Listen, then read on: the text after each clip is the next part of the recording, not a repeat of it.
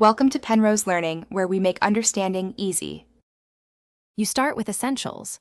Sign into Roblox and open Roblox Studio. You need creator permissions. Once done, create a new baseplate and import your asset file, PNG for decals or OBJ for meshes, because Studio requires proper formats. Make sure to name files clearly and set sensible dimensions. Smaller textures upload faster and reduce errors.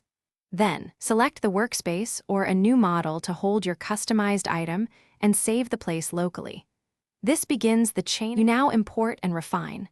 Open the Asset Manager and upload your decal or mesh, then drag it into the scene. This ensures the file is stored in your Roblox inventory. Next, tweak the model, set materials, scale, anchors, and collision, and group parts logically so the item behaves predictably.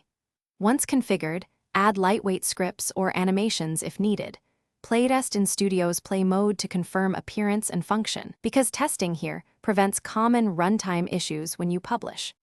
You finish by publishing. Right-click the model and choose Publish to Roblox then select Asset or Model, fill in title and description, and set access or sale options. After publishing, place the asset in a fresh Studio map to confirm it appears and functions. Verify your account shows ownership.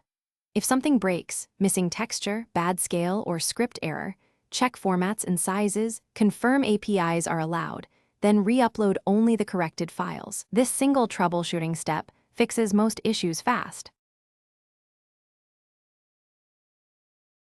Thanks for watching. If this was helpful, leave a like and consider subscribing. See you next time.